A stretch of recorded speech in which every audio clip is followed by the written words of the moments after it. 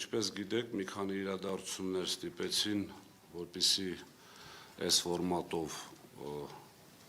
լինի շփում ձեր եւ մեր ժողովրդի հետ։ Նախորդ տարեվերջին Հանրային ծառայությունների կարգավորող հանձնաժողովը նիստ գումարեց եւ ինչպես կարգն է ամեն տարի պետք է քննարկվի սակագնի փոփոխությունը եւ հայտարարվեց, որ հետ սպառողների համար սակագինը չի բարձրանում, բայց այստեղ կան մի քանի խնդիրներ, էներգո համակարգի ամբողջ ուրեմն բալանսը, այսպես ասած, ունի եւ մինուսներ եւ պլյուսներ, այսինքն ինչ որ կազմակերպություններ ունենում են մինուսներ ֆինանսական, ինչ որ կազմակերպություններ պլյուսեր։ Հիմա հանձնաժողովի տված տեղեկանքով ստացվում է, որ մինուսներն ու պլյուսները կազմում են 0-0։ Այդպիսի բան իմ անձնական կարծիքով չի լինում, այսինքն մաթեմատիկական որևէ հաշվարկով չի կարող լինել 0-0։ Ինչ որ որոշակի թիվ պետք է լինի։ Երկրորդը ուսումնասիրելու պարագայում տեսնում ենք, որ 3 միլիարդ 350 դրամ տրվելու է գնման երաշխիքով արտադրող կայանների բեռնաթափման արդյունքով տրվող փոխհատուցում, այսինքն որպեսզի հասկանալի լինի, օրինակ արևային կայաններ կան, որոնց արտադրությունը պետք է օպերատորը կանգնեցնի, հաշվի առնելով պահանջարկ առաջարկ տարբերությունը։ Այսինքն որոշակի ամիսների, որոշակի ժամերի արտադրությունը լինում է ավելի շատ, քան սպառումն է, որը խնդիր է առաջացնելու, եւ այդ կայանները, այսպես բեռնաթափելու, անջատելու պայմաններում կայանների սեփականատերերը ստանալու են փոխհատուցում, որը սակագնի մեջ ներառված է։ Այս գալիս ենք այն մտքին, որ երկու ատոմակայան էինք ստեղծել, փաստորեն երկու ատոմակայանը, այսպես ասած, բաժանորդների վրա որոշակի վնաս է լինում, քանի որ պետք է փոխհատուցվեն։ Խնդիրը կայանում է նրանում, որ Երևան, Հայաստան,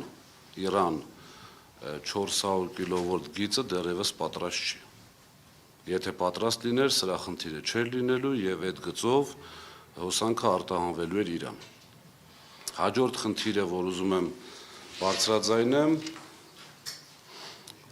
ատոմակայանի համար նախատեսվել է որպես կանխատեսվող այլ ֆինանսական եկամուտ 12.7 միլիարդ դրամ, որտեղից Աստված գիտի, խնդրեմ, որպեսզի այս հարցը տակ հանձնաժողովին, իրենք են կոմպետենտ, ես ունեմ իմ կարծիքը բնականաբար, այն պարագայում, որ այս տարի կանգնելու է ատոմակայանը 150 օր եւ կանխատեսվել է 12.7 միլիարդ դրամ այլ ֆինանսական եկամուտ։ Իսկ նախորդ տարի կանգնել է 30-ից 45 օր, բայց նախատեսված է եղել ընդամենը 189 միլիոն դրամ այլ ֆինանսական եկամուտ։ Իմ կարծիքը, ինչպես նշեցի, ունեմ, թե այդ գումարը որտեղից է նախատեսվում, բայց ճիշտ կլինի այսպես հռետորական հարցի տեսքով թող հանձնաժողովը պատասխանի որտեղից։ Եվ նաև պատասխանի, թե Երևան ջեկի եւ բեցի ֆինանսական վարկային պարտավորությունները, որ այս տարի պետք է փակեին, ինչու են հետաձգել եւ հետաձգելու այսպես պայմաններում փակելու ժամանակ ինչ են անելու։ Կա երկու տարբերակ։ Կամ պետք է պետությունը սուբսիդավորի, որպեսզի վարկային պարտավորությունները փակվի, կամ սակագինը թանկանա։ Այլ տարբերակ, չգիտեմ, ինչպես պետք է այդպիսի ֆինանսական օգուտով աշխատի, որ կարողանա այդ ամբողջը փակի։ Եվ երրորդ խնդիրը այս թեմայի հետ կապված էներգետիկ մեծածախ շուկան է, որը ինքնակարգավորվող պետք է լինի, բայց իմ անձնական կարծիքով կարգավորվում է նույն հանձնաժողովի եւ պետության կողմից։ Շուկան ինչ է նշանակում, դա այսպես այլ երկրներից մեզ մոտ ներդրված գործիք է, որ ովքեր ցանկանում են ազատականացված շուկայում ձեռք բերել էլեկտրոէներգիա, պետք է այդ շուկայում լինի մրցակցություն, իրար հետ մրցակցեն, սակարկեն եւ այլն եւ այլն։ Շուկան իմ կարծիքով ամենայն դեպս այդ ձևով ոնց որ ստեղծվել է շատ սխալ էր, հաշվի առնելով որ շուկայում ըստ հանձնաժողովի որոշման ամեն տարի ըստ լարման այսպես մեծության պարտավորությունն են անգամ գնալու շուկա։ Եվ շուկայում գտնվող նախ բնակություն չկա, եւ շուկայում սակագինը շատ ավելի էժան է, քան բնակությանը։ Այսինքն ստացվում է այնպես, որ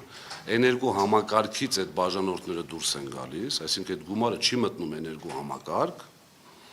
այլ վճարում են այլ կազմակերպությունների, տրեյդերների, որոնք գնում եւ վաճառում են այդ հոսանքը, եւ ստացվում է, որ այդ մեծ կազմակերպությունները արդեն տարիներ շարունակ վճարում են շատ ավելի էժան, քան բնակությունը։ Մի խնդիր էլ գազի գնի հետ կապված, ինչպես հիշում եք, մեկ անգամ նշել եմ, հիմա ցանկանում եմ եւս մեկ անգամ կրկնել, որ գազի դոլար-դրամ տարբերությունը, որը միջև այժմ իմ ինֆորմացիայով գործում է, այսինքն ժամանակին ֆիքսվել է տարադրամի այլ գին, եւ ինչ որ եղել է փաստացի, հիմա դե բնականաբար իջել է։ Խոսքը դոլարի մասին է, եւ այդ առաջացած տարբերության 20 միլիարդ դրամը, որը շատ, այսպես գազի համակարգի գումարներն էր, միանշանակ կամ պետք է հիմնանորոգման լուրջ ներդրում կատարվեր գազի համակարգում, կամ իջեցվեր գազի սակագինը։